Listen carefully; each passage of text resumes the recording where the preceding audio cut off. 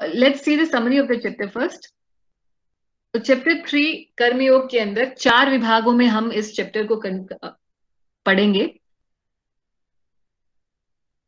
पहला पार्ट है वर्क और renounce. The confusion of Arjun still continues. तो हम देखते हैं कि पिछले अध्याय से यही क्वेश्चन अर्जुन के मन में चल रहा है कि मैं युद्ध करूं या नहीं करूं। यही क्वेश्चन अभी फिर भी उसके मन में चलता रहेगा और ये क्वेश्चन बार बार आएगा भगवत गीता के अंदर। 5वें अध्याय के शुरू में, 18वें अध्याय के शुरू में भी, जो कि अंतिम अध्याय है भगवत गीता का, फिर भी अर्जुन यही क्वेश्चन पूछ रहे होंगे। Actually this confusion or this question will lead to a setting. It creates a setting on which Krishna will give deeper and deeper answers. So on the setting of this question, further instructions of Krishna will keep building upon. Second part में कृष्ण बताएंगे, जो कि श्लोक 10 से 16 तक का है, कि किस तरीके से कॉस्मिक ऑर्डर क्या है इस जगत का and what is our role in it. In the third part Krishna will tell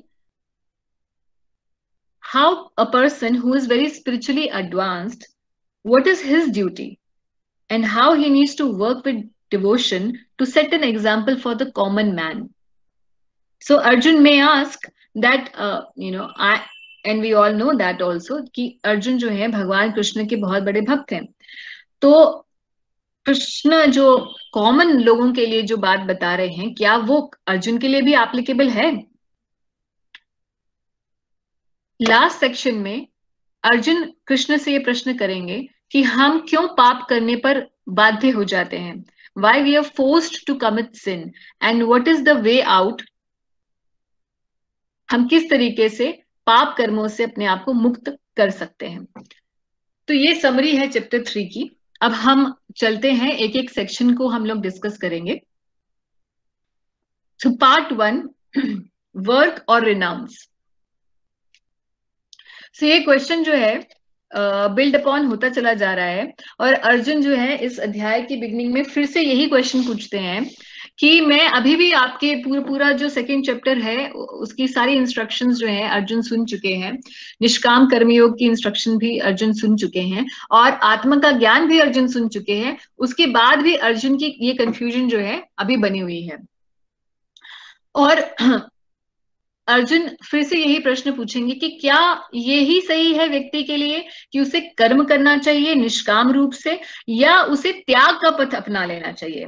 और जैसे ही ये क्वेश्चन दोबारा से अर्जुन पूछेंगे तो कृष्ण यही कहेंगे, दोबारा से वही आंसर जो कि उन्होंने सेकंड चैप्टर में भी यही कहा था, पहले भी यही आंसर दे चुके हैं। और उसी आंसर को बिल्ड अपॉन करते हुए कृष्ण ये कहते हैं कि कैसे एक व्यक्ति जिसका हार्ट चेंज नहीं हुआ है, जिसके हृदय में वास्तविक परिवर्तन नहीं हुआ है, अगर वो अपने धर्म का पालन ना करते हुए और त्याग का पथ अपना लेता है तो he is called a pretender. ऐसे व्यक्ति को क्या कहा जाता है? Pretender. So Krishna actually is giving a reality check.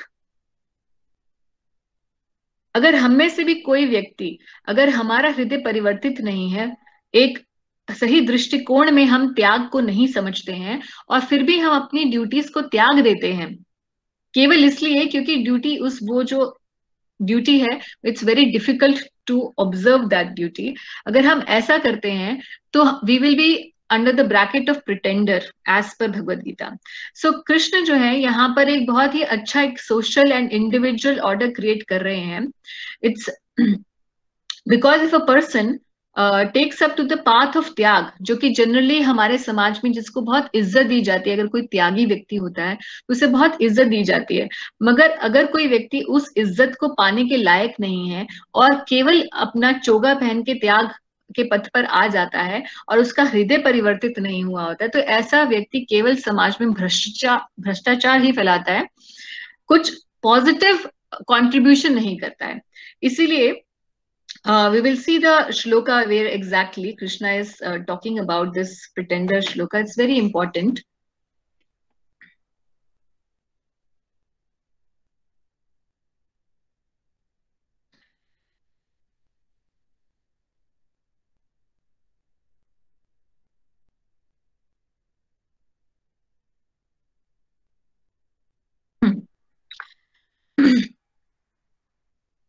तो यहाँ स्क्रीन पे हम ये श्लोक देख रहे हैं कि जो कर्मेंद्रियों को वश में तो करता है, किंतु जिसका मन इंद्रिय विषयों पर चिंतन कर रहा है, वह निश्चित रूप से स्वयं को धोखा देता है और मिथ्याचारी कहलाता है। तो प्रिटेंडर या मिथ्याचारी होता है ऐसा व्यक्ति। और कृष्ण बोलते हैं एज अगेंस्ट दिस पर्सन, दूसरी ओर यदि कोई निष्ठावान व्यक्ति अपने मन के द्वारा कर्मेंद्रियों को वश में करने का प्रयत्न करता है और बिना किसी आसक्ति के कर्मयोग का को प्रारंभ करता है, तो वह अति उत्कृष्ट है। तो कृष्ण यहां बताते हैं कि better is a person who works with a spirit of detachment rather than a person who is not yet completely capable of taking a pronunciation and he takes a pronunciation. तो same concept Krishna is saying again. अगर आपने second अध्याय, हमारा जो दूसरा अध्याय हुआ था और उसमें हमने निष्काम कर्मियों की चर्चा की थी, तो उसके अंदर आपने भी देखा होगा, अपने अटेंड किया होगा, तो आपने सेम चीज जो है कृष्ण ने वहां पर भी बोली थी और वही कॉन्सेप्ट यहाँ निष्काम कर्मयोग का कृष्ण यहाँ भी रिपीट कर रहे हैं। यहाँ पर एक चीज और ऐड होती है उस निष्काम कर्मयोग की कॉन्सेप्ट के साथ, जो हमने सेकंड चैप्टर में देखा था कि ये निष्काम कर्मयोग कृष्ण आगे बताएंगे, it should be done for the satisfaction of Lord Vishnu. तो भगवान विष्णु की प्रसन्नता के लिए व्यक्ति को निष्काम कर्मयोग का पालन करना चाहिए। देखिए आपकी स्क्रीन पर ये 9वां श्लोक है। श्री विष्णु के लिए यज्ञ रूप में कर्म करना चाहिए, अन्यथा कर्म के द्वारा इस भौतिक जगत में बंधन उत्पन्न होता है। अतः हे कुंती पुत्र, उनकी प्रसन्नता के लिए अपने नियत कर्म करो, इस तरह तुम बंधन से सदैव मुक्त रहोगे। तो यहाँ बहुत ही अच्छी इंस्ट्रक्शन है, वही इंस्ट्रक्शन है जो कि कर्मण्येवाधिकारस्य मा फलेषु कदाचन श्लोक में हुई थी, which is the epitome of निष्काम कर्मयोग. The ultimate instruction of निष्काम कर्मयोग is कि हमें बिना किसी एक्सपेक्टेशन ऑफ रिजल्ट के, बिना किसी कर्म फल की स्पृहा के अपने नियत कर्मों को केवल भगवान विष्णु की प्रसन्नता के लिए करना चाहिए। अगर व्यक्ति ऐसा नहीं करता, अगर वो अपने कर्मों के फलों से आसक्त रहता है, तो वो इस भौतिक जगत में बंधा रहता है। क्यों? क्योंकि उसके कर्म फल की जो स्पृहा है, उसकी जो इंटेंशन है उस कर्म के फल को भोगने की, वो इंटेंशन उसे इस भौतिक जगत में बांध के रखती है। और बांधने से क्या होता है? कर्म फल चलता रहता है। कर्म फल चलता रहेगा तो भौतिक जगत में छुट्टी का कोई, भौतिक जगत से जो छुट्टी है या मुक्ति है, उसका कोई भी वे आउट उस व्यक्ति को नहीं निकल पाएगा। तो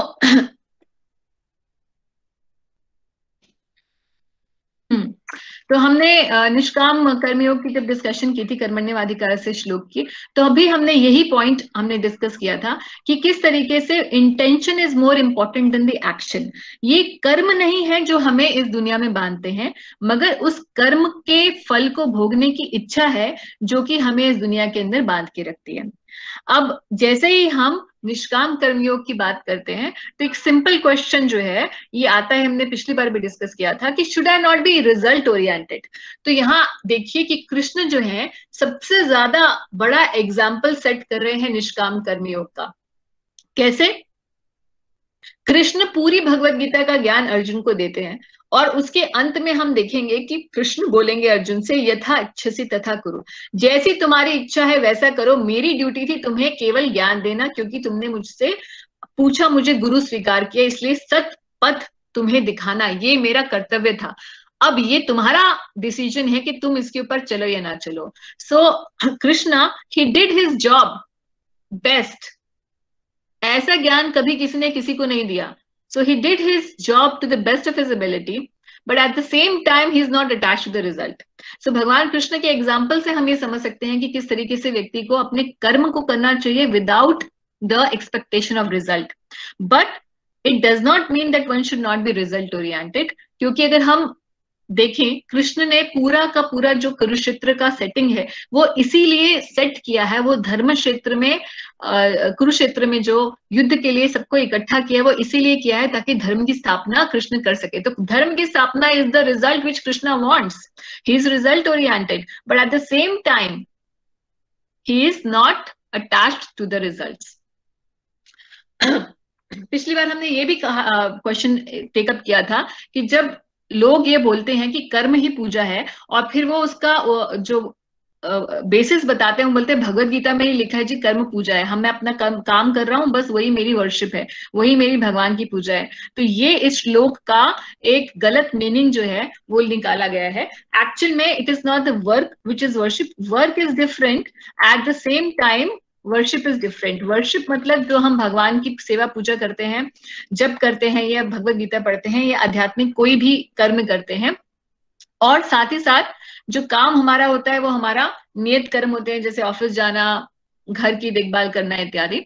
सो work is not worship, we should do our work as worship. जैसे कि अभी हमने इस श्लोक में देखा कि श्री भगवान विष्णु की प्रसन्नता के लिए हमें नियत काम करना चाहिए। अब ये नियत काम जो है ये करने से होगा क्या? ऐसे जब कोई व्यक्ति करता है, जो ये इंस्ट्रक्शन भगवान ने इस श्लोक में दी है कि श्री विष्णु के लिए यज्ञ रूप में हम करते हैं, तो इस यज्ञ रूप में करने से व्यक्ति कर्म बंधन में नहीं लिप्त होगा, यही इसका अल्टीमेट रिजल्ट है। और साथ ही साथ ऐसा करने से व्यक्ति प्यूरिफाई हो जाएगा, क्योंकि वो काम कर रहा है अपने जीवन के सारे, मगर वो कर रहा है भगवान विष्णु की प्रसन्नता के लिए।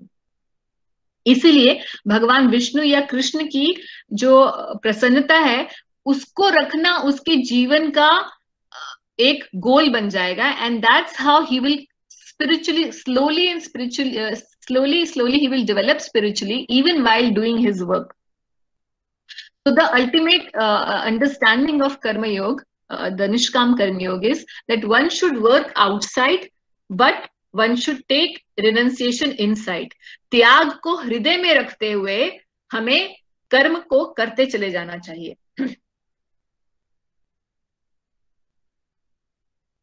अब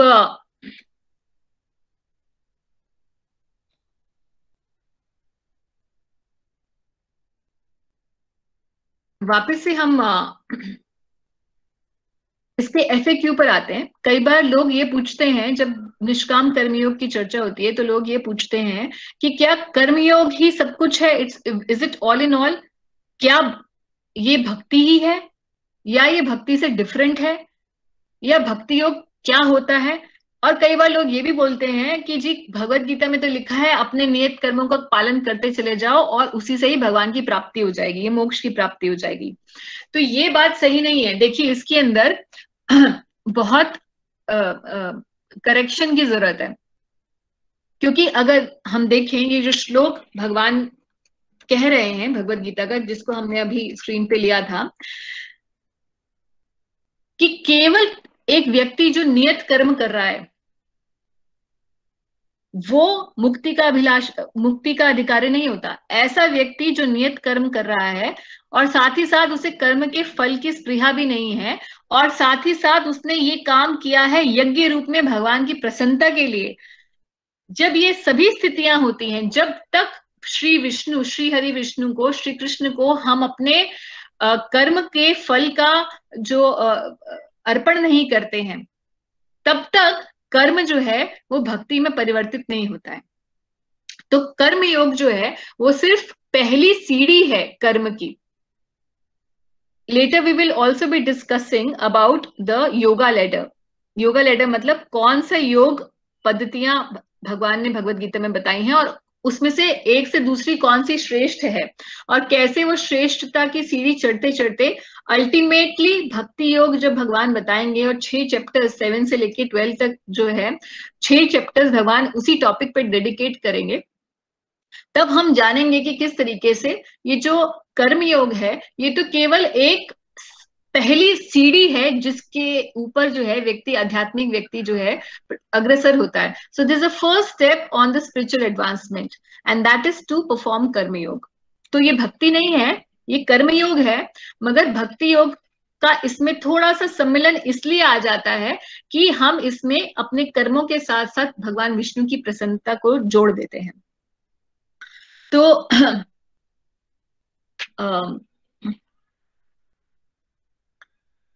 वापस से हम अपनी स्लाइड पर आते हैं। तो पार्ट 1 जो है, आई होप ये निष्काम कर्म का जो एक टॉपिक है, we have covered now, and I hope all the confusions about this, जो पिछली बार भी कुछ क्वेश्चंस आ रहे थे, वो आपके मन में सेटल हो चुके होंगे। And if you have further questions on nishkam karmayoga, तो towards the end of the session we will take up again. Part 2 पर आते हैं। Part 2, Shloka number 10 to 16. Krishna talks about the cosmic order and our role in it. ये cosmic order का क्या मतलब है? कृष्ण यहाँ बताते हैं कि किस तरीके से जब भी सृष्टि हुई थी उसी समय भगवान ने एक संरचना की थी, एक यज्ञ चक्र की, जिसका मतलब ये है कि जब मनुष्य यज्ञ का पालन करता है, यज्ञ परफॉर्म करता है, और यज्ञ का मतलब यहाँ पर सिर्फ होम से नहीं है, अपने नियत कर्मों को जो भगवान विष्णु की प्रसन्नता के लिए किया जाता है उसे भी यज्ञ कहा जाता है। यज्ञ का सरल अर्थ ये है कि जो भी काम भगवान श्री हरि विष्णु की प्रसन्नता के लिए किया जाए और शास्त्रों द्वारा प्रमाणित हो, उस काम को हम यज्ञ कहते हैं। और चौथे अध्याय में भगवत गीता के कृष्ण बताएंगे वैरायटीज ऑफ यज्ञ पॉसिबल। बहुत सारे प्रकार के यज्ञ जो हैं, जैसे कि भगवत गीता का हम अभी श्रवण कर रहे हैं, या मैं बोल रही हूँ, आप सुन रहे हैं और हम लोग पढ़ते हैं, ये भी एक यज्ञ ही है, और इसे स्वाध्याय यज्ञ कहा गया है। तो आगे हम चौथे अध्याय में देखेंगे किस प्रकार से यज्ञ का मतलब केवल अग्नि या होम जो है वही यज्ञ नहीं है, उसके अलावा भी यज्ञ जो है उसका बहुत ही ब्रॉड मीनिंग है। तो भगवान यहाँ बताते हैं कि किस तरीके से जब कोई व्यक्ति यज्ञ करता है, अपने नियत कर्मों का पालन करता है, यहाँ लिखा है, हमने एक साइकिल बनाए हैं, प्रिस्क्राइब ड्यूटीज यानी कि नियत कर्म। जो नियत कर्मों को जो व्यक्ति करता है और यज्ञ का पालन करता है, तो उस यज्ञ से देवता और भगवान इन सभी की प्रसन्नता होती है। और जब ये प्रसन्नता होती है तो उसी वजह से जो बारिश आती है, और इस बारिश के आने से ही अन्न जो है उत्पन्न होता है। कई बार लोग ये बोलते हैं कि मगर ये अन्न जो है हम लोग खेती कर रहे हैं, हमारा खुद का श्रम है, इसी वजह से तो अन्न उत्पन्न हो रहा है। मगर अगर हम देखें, ये पृथ्वी ना तो हमने बनाई है, और ना ही इसके अंदर पानी हमने क्रिएट किया, ना ही बीज जो है हमने पैदा किया। ये बीज को हम सिर्फ केवल बोते हैं और उसके बाद उसमें हम सिंचाई करते हैं, ना ही जो सिंचाई करते हैं वो पानी भी हमने नहीं उत्पन्न किया। तो ये जितने भी चीजें हैं जो हमारी सब्सिस्टेंस के लिए चाहिए, हमें अपने जीवन यापन के लिए हमें चाहिए, वो सब कुछ जो है हमें प्रकृति से मिलती है। और प्रकृति में भगवान ने अलग अलग देवी देवताओं को अलग अलग ड्यूटीज जो है दे रखी हैं, और अपने ड्यूटीज का पालन वो भी करते हैं। जैसे हमारे लिए हमारी नियत कर्म है, उसी प्रकार से देवी देवताओं को भी अलग अलग डिपार्टमेंट दे रखे हैं। ये भगवान की जो पूरी ये सृष्टि है, उसको एक अगर हम एक गवर्नमेंट की तरह देखें, तो ये देवी देवता जो है ये उसी तरीके से हैं जैसे गवर्नमेंट में मंत्री होते हैं, अलग अलग मंत्री होते हैं, उनका अपना अपना मंत्रालय होता है, कोई कृषि विभाग में होता है, कोई जल विभाग में होता है। तो उसी तरीके से ये देवी देवता जो है भगवान श्री विष्णु की इस पूरी जो गवर्नमेंट है उसके कर्ता धर्ता होते हैं। तो भगवान ये कहते हैं कि अगर कोई व्यक्ति यज्ञ के इस क्रम को फॉलो करता है, तो because he is contributing in the furtherance of this cosmos and this creation which is created by Lord Vishnu, then he can remain happy and he can become prosperous. तो इसके जो श्लोक हैं उसको देखते हैं।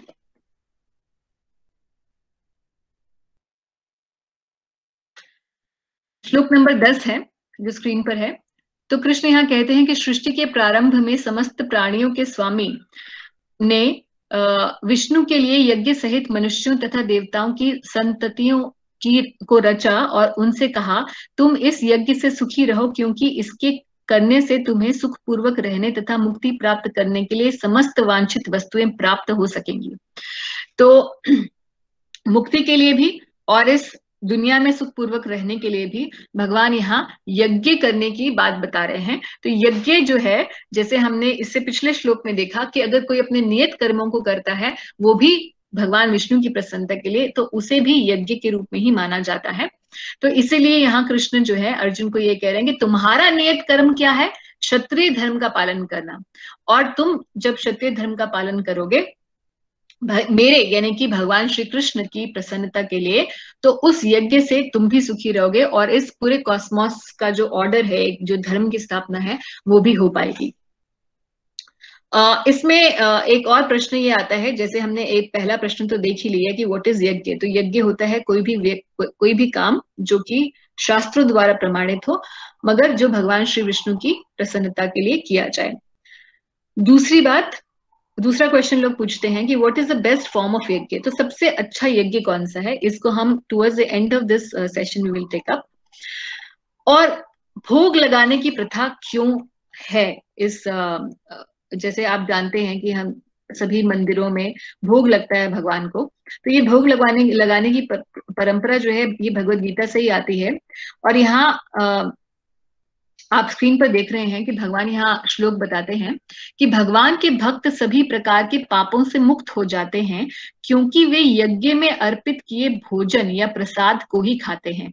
अन्य लोग जो अपनी इंद्रिय सुख के लिए भोजन बनाते हैं वे निश्चित रूप से पाप खाते हैं। तो यहाँ भगवान बहुत क्लियर इंस्ट्रक्शन देते हैं कि जब कोई व्यक्ति इस दुनिया के जितने भी संसाधन हैं, जैसे हमने अभी बताया कि कोई भी चीज हम खुद नहीं उत्पन्न करते, भगवान की सृष्टि की अरेंजमेंट ऐसा है जिस अरेंजमेंट की वजह से हमें अन्न प्राप्त होता है, खाने के लिए मिलता है।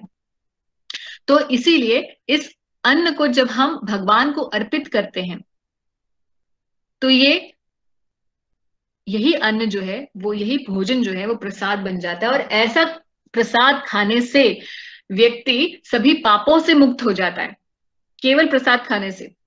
तो इसीलिए जो है मंदिरों में और भक्तों के घरों में भी ये परंपरा है। और बहुत सारे जितने भी हमारे सनातन धर्म का पालन करने वाले लोग हैं, उनके घरों में ये परंपरा बचपन से वो देखते आ रहे हैं कि बुजुर्ग भी ये काम करते थे कि जो भी घर में बनता है पहले हम उन्हें भगवान को भोग लगाते हैं। और ये परंपरा जो है, इसका आप देखिए कितना बड़ा बेनिफिट है कि simply by offering the food to god, offering the food to Krishna, we can be free from our sinful reactions. तो अपने विगत पिछले जन्मों के कर्मों से भी अगर हम छुट्टी पाना चाहते हैं, गलत जो हमने काम किए हैं पापों से अगर हम छुट्टी पाना चाहते हैं, तो उसका सरल तरीका है कि भगवान के को हम जो भी हम खाएं वो भगवान को भोग लगाकर खाएं।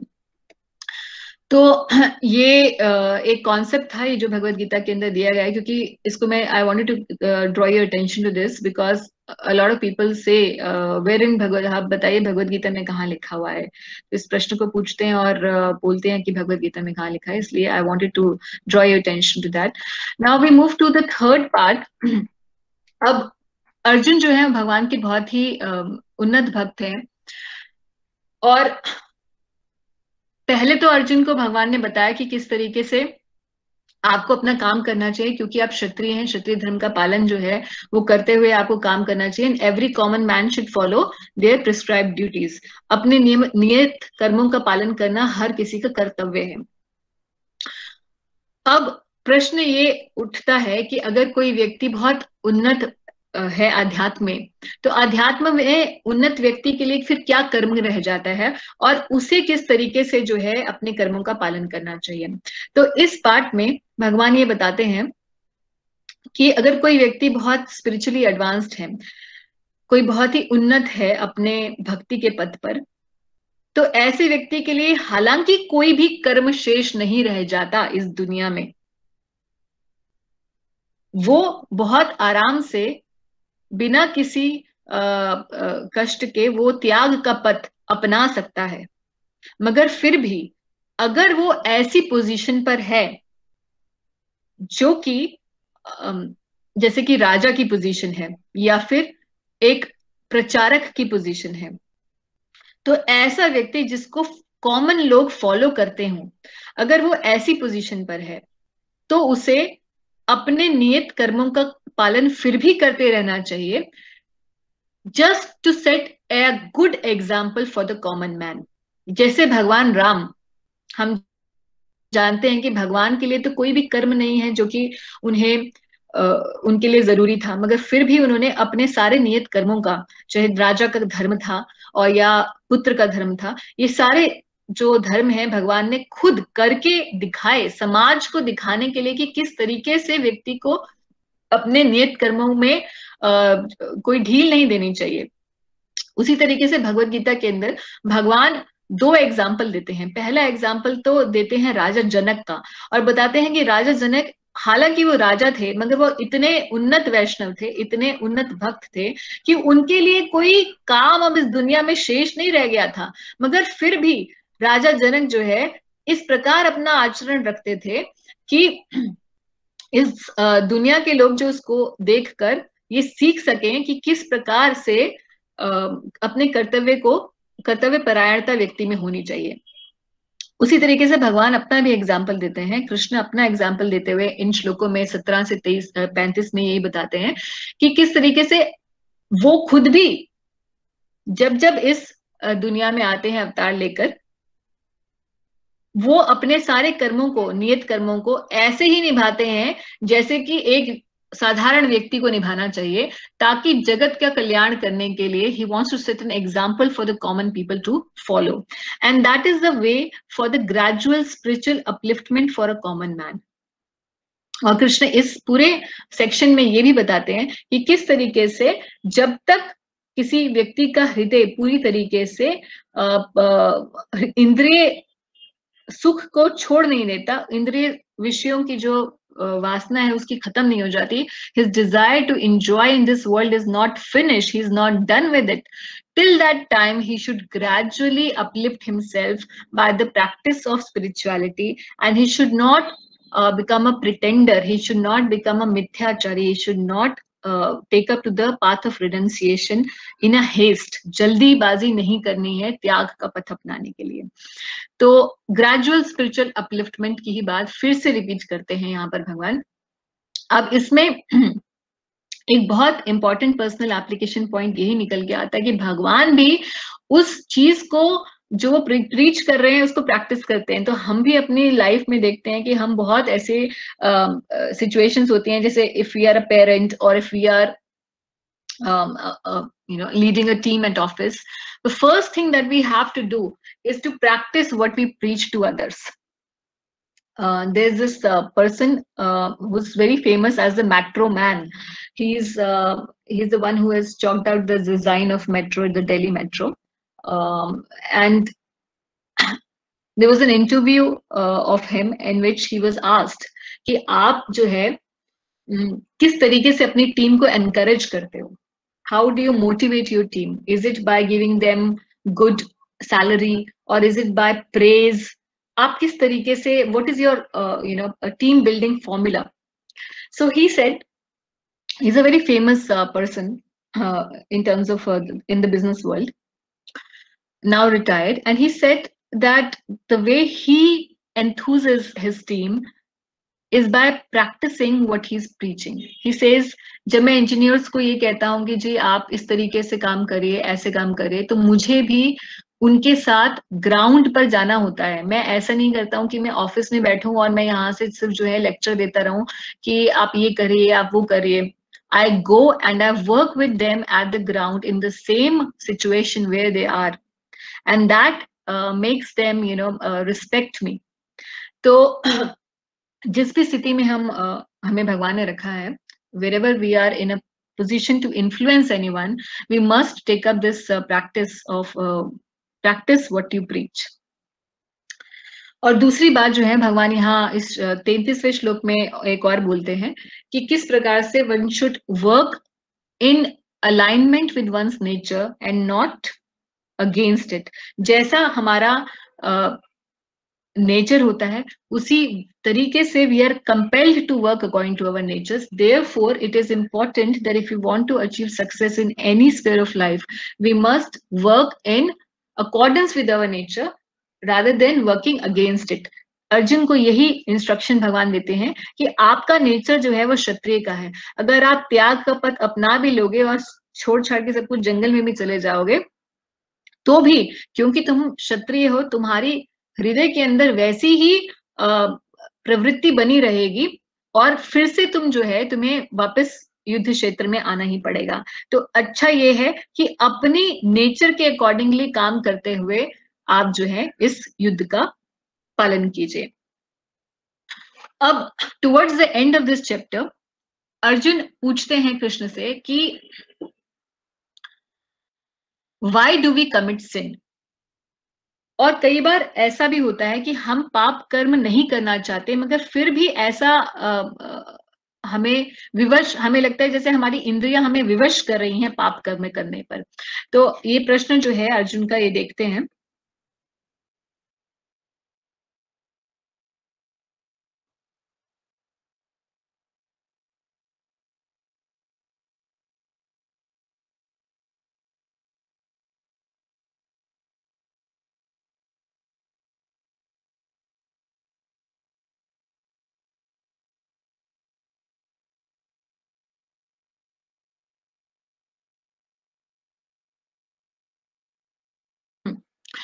तो ये 36वां श्लोक है. अर्जुन पूछ रहे हैं, अर्जुन ने कहा कि हे वृष्णिवंशी, मनुष्य ना चाहते हुए भी पाप कर्मों के लिए प्रेरित क्यों होता है?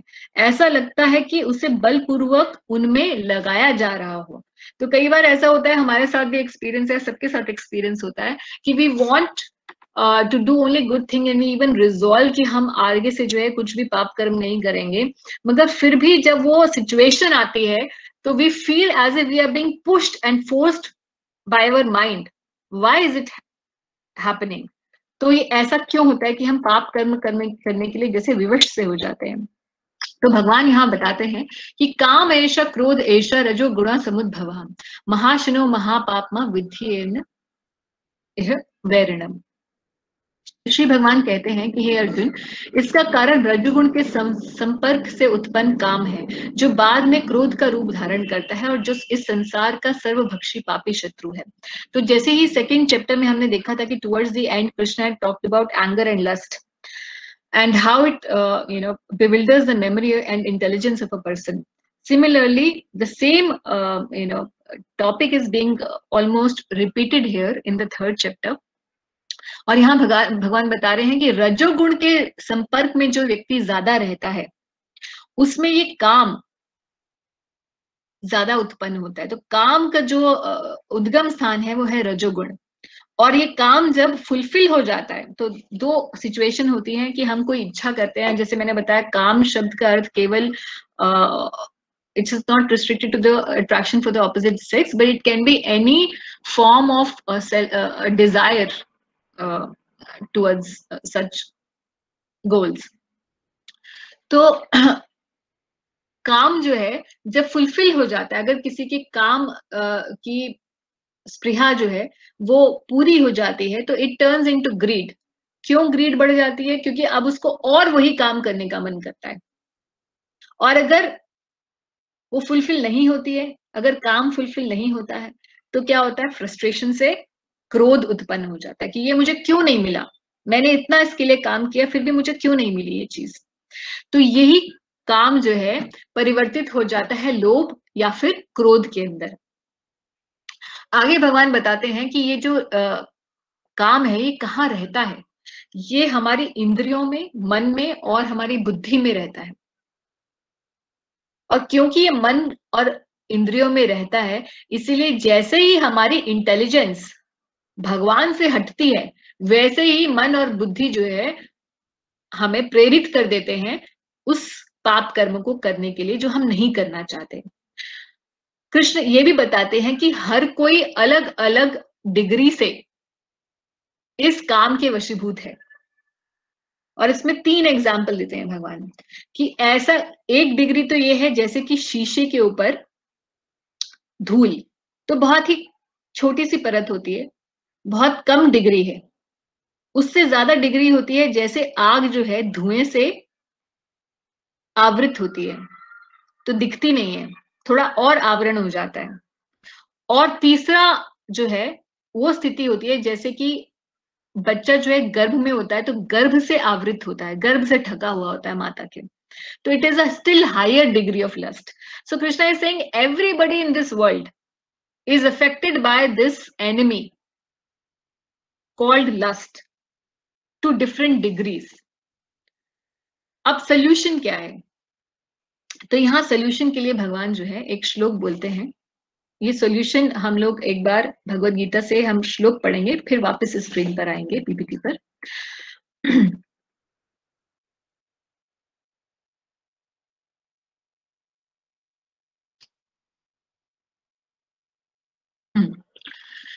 इंद्रिया, मन तथा बुद्धि इस काम के निवास स्थान है. इनके द्वारा यह काम जीवात्मा के वास्तविक ज्ञान को ढककर उसे मोहित कर लेता है. तो सबसे पहला काम ये करता है कि हमारे बुद्धि को ढक लेता है काम. और इसीलिए भगवान कहते हैं, इसीलिए हे भरत वंशियों में श्रेष्ठ अर्जुन, प्रारंभ से ही इंद्रियों को वश में करके इस पाप के महान प्रतीक काम का दमन करो और ज्ञान तथा आत्म साक्षात्कार के इस विनाशकर्ता का वध करो. तो भगवान यहाँ बता रहे हैं कि किस तरीके से काम जो है उसको किस तरीके से हम उस पर विजय प्राप्त कर सकते हैं, कैसे दमन कर सकते हैं. सबसे पहले इंद्रियों से भगवान कह रहे हैं शुरू करिए कि इंद्रियों को वश में करना है. सबसे पहला काम जो है अगर अध्यात्म में बढ़ना है तो. आगे बोल रहे हैं कि कर्मेंद्रिया जड़ पदार्थ की अपेक्षा श्रेष्ठ है, मन इंद्रियों से बढ़कर है और बुद्धि मन से भी उच्च है और वह आत्मा बुद्धि से भी बढ़कर है. तो ये बड़ी इंपॉर्टेंट इंस्ट्रक्शन है. क्यों इंपॉर्टेंट इंस्ट्रक्शन है? इसमें एक हायरार्की भगवान ने बताई है. हायरार्की क्या है कि इंद्रियां जो है, जो सेंसेस हैं, वो हमारी बॉडी, ये हमारी ग्रॉस मटेरियल बॉडी से ऊपर है, और उससे भी ऊपर है मन, और उससे भी ऊपर है बुद्धि, और बुद्धि से ऊपर भी है हम मतलब जीवात्मा, और जीवात्मा से ऊपर है भगवान, सुपर सोल. तो ये जो सेंसेस एंड बॉडी है, ये तो मटेरियल है, भौतिक है. मन और बुद्धि जो है वो मटेरियल तो है मगर सूक्ष्म है, भौतिक तो है मगर सूक्ष्म है. और इसको भी जो है स्पिरिचुअलाइज किया जा सकता है. कैसे, आगे भगवान बताएंगे. और आत्मा जो है वो स्पिरिचुअल है. तो अब इस हायरार्की को बताकर भगवान ये बताना चाहते हैं कि किस प्रकार से अगर कोई व्यक्ति भगवान के साथ अपना सानिध्य रखता है, the soul and the super soul, if they are in connection with each other, then what happens, the intelligence of such person becomes purified. वही कॉन्सेप्ट जो कि भगवान ने स्थित प्रज्ञ में बताया था कि जब कोई व्यक्ति भगवान से अपना संबंध रखता है, तो when one is in connection with the supreme, then his intelligence becomes purified. और जब उसकी इंटेलिजेंस प्योरीफाई हो जाती है तो उससे जो लोअर, उसके अधीन रहने वाला मन, बुद्धि के अधीन रहने वाला जो मन है, वो अपने आप कंट्रोल में आ जाता है. और ये मन ही है जो इंद्रियों के विषयों के पास जाने के लिए प्रेरित करता है. और जैसे ही बुद्धि, मन और इंद्रियां व्यक्ति जो है इनको स्पिरिचुअलाइज कर लेता है, इनको आध्यात्मिक कर देता है, तो वैसे ही इस काम का अपने आप दमन हो जाता है और व्यक्ति पाप कर्मों करने से जो प्रेरणा देने वाले ये मन, बुद्धि और इंद्रियां जो हैं, उनको वश में कर सकता है. So what is the application point that comes out from here? पहली चीज, one should identify himself as a soul. व्यक्ति को ये क्लियर होना चाहिए कि मैं जीवात्मा हूं, मैं ये मन नहीं हूं जो कि मुझे प्रेरित कर रहा है बार बार. और उसे अपने आप को भगवान के सानिध्य में जोड़कर अपने आप को स्पिरिचुअलाइज करना होगा, अपनी इंटेलिजेंस को स्पिरिचुअलाइज करना होगा. And when that is done and the sense regulation is performed, then naturally the lust and anger and greed, or in any way this disease to commit sin may have manifested, that will be regulated. तो आगे जो है श्लोक में भगवान ये बताते हैं,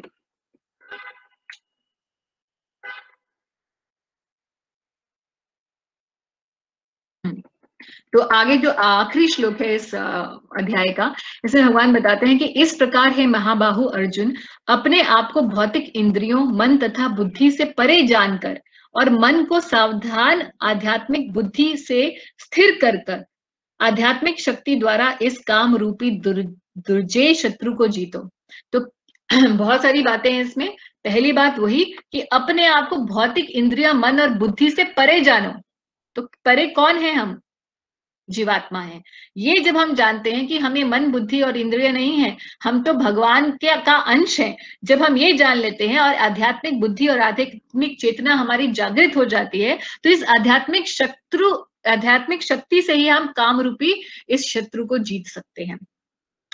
तो अब कोई प्रश्न ये पूछ सकता है कि ये जो आध्यात्मिक शक्ति की यहाँ बात हो रही है, तो आध्यात्मिक शक्ति हमें किस प्रकार मिलेगी? तो यहाँ पर I just want to bring this shloka, this is not a shlok from Bhagavad Gita, मगर ये श्रीमद् भागवतम का श्लोक है। और ये एक ऐसा प्रसिद्ध श्लोक है जो कि विष्णु पुराण में, पद्म पुराण में, बृहद नारदीय पुराण में और गरुड़ पुराण में और भी अलग ग्रंथों में एक ही श्लोक बार बार आया हुआ है। तो इसलिए बहुत ही इंपॉर्टेंट श्लोक है। ये श्लोक जो है ये बताता है कि कृते यद ध्यायतो विष्णु त्रेतायाम यजतो मखे द्वापरे परिचर्यायाम कलो तदहरि कीर्तनम।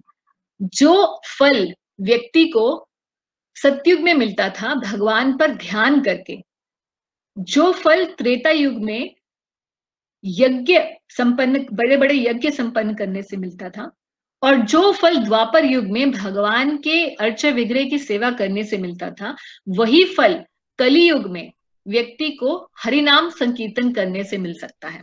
तो ये हरिनाम संकीर्तन क्या है? तो कलि संतरण उपनिषद में और अथर्ववेद की अनंत संहिता में बताया गया है कि जो 16 अक्षरों का हरे कृष्ण महामंत्र है, ये मन को तारने के लिए, मंत्र यानी कि मन को तारने के लिए, मन को वश में करने के लिए सबसे सरल उपाय है इस कलयुग के अंदर। इसीलिए श्रील प्रभुपाद जो फाउंडर आचार्य हैं इस्कॉन के, उन्होंने सारे जगत में ये हरे कृष्ण महामंत्र को जो है फैलाया और प्रेरणा दी सभी लोगों को। और अभी हम देखते हैं कि कितने सारे लोग जो है दुनिया में कृष्ण भक्ति को अपना रहे हैं और हरे कृष्ण महामंत्र का उच्चारण भी कर रहे हैं, उनका जप कर रहे हैं। तो ये जप करना बहुत ही आसान है। It's not a very difficult thing to do. आप माला उठा सकते हैं और माला में 108 मनके होते हैं और उस पे हम जो है एटलीस्ट एक माला हम हरे कृष्ण महामंत्र की शुरू कर सकते हैं। तो ये कार्तिक का बहुत ही अच्छा समय जो है अभी शुरू हुआ है, कल से कार्तिक शुरू हुआ है, कार्तिक मास। और इस कार्तिक मास में जो है कुछ भी हम अच्छा कर्म करते हैं, कोई भी अच्छा भक्ति का काम करते हैं, तो उसका हमें, ऐसा कहा गया है शास्त्रों में कि उसका 1000 गुणा जो है हमें फल प्राप्त होता है। तो जो भी आध्यात्मवादी होते हैं, and I'm sure most of you who have come here to hear Bhagavad Gita, तो आप लोगों की अध्यात्म में रुचि है।